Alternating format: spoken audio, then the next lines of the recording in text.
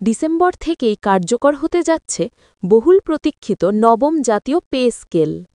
নতুন কাঠামোতে বেসিক বেতনে গড়ে ২০ থেকে ৩৫% পর্যন্ত বৃদ্ধি আনা হয়েছে।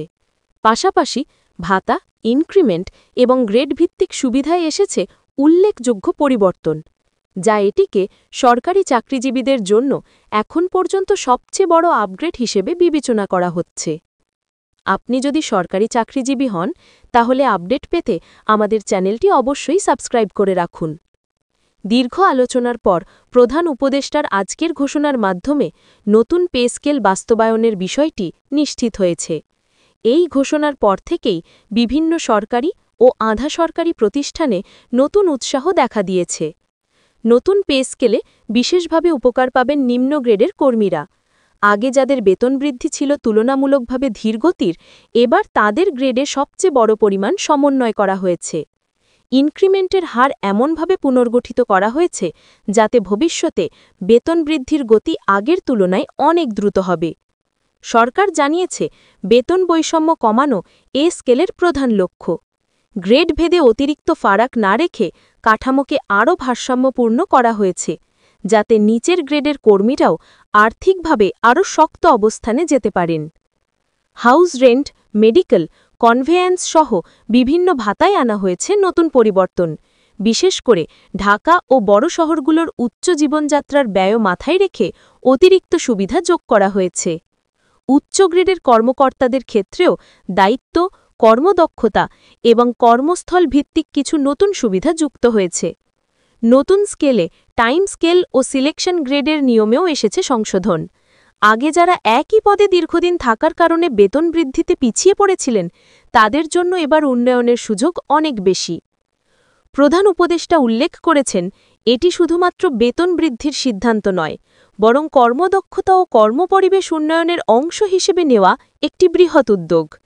স্বাস্থ্য, শিক্ষা, পুলিশ ও প্রশাসন সহ মাঠ পর্যায়ের বিভিন্ন সেক্টরের পদের ধরন অনুযায়ী সুবিধা পুনর্বিন্যাস করা হয়েছে।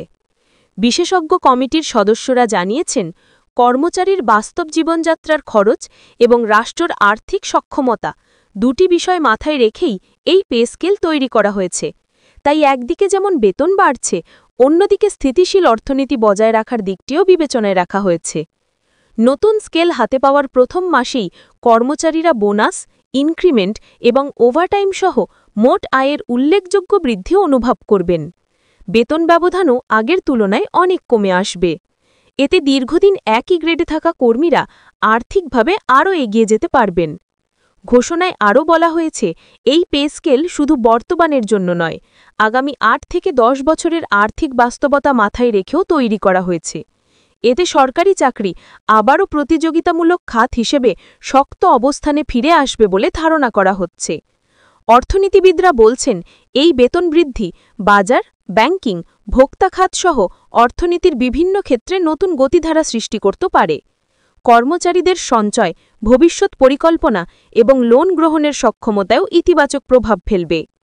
সরকারি দপ্তরগুলো ইতোমধ্যে নতুন পে স্কেল অনুযায়ী বেতন সমন্বয়ের প্রস্তুতি নিচ্ছে। অর্থ মন্ত্রণালয় থেকে সকল দপ্তরে নির্দেশনা পাঠানো হচ্ছে, যাতে ডিসেম্বরে কার্যকর হওয়ার দিন থেকেই সবাই নতুন কাঠামোর সুবিধা পান। নতুন স্কেলে স্বচ্ছতাকে সর্বোচ্চ গুরুত্ব দেওয়া হয়েছে। বেতন স্লিপ থেকে ইনক্রিমেন্ট হিসাব সবকিছুই আরও পরিষ্কারভাবে উল্লেখ থাকবে, যাতে কর্মচারীরা কোনো বিভ্রান্তিতে না পড়েন। সব মিলিয়ে নবম জাতীয় পে স্কেল দেশের সরকারি চাকরিজীবীদের জন্য একটি নতুন অধ্যায়ের সূচনা করছে। জীবনযাত্রার ব্যয় বেড়ে যাওয়ার পরিস্থিতিতে এই কাঠামো অনেকের জন্য বড় স্বস্তি নিয়ে আসবে।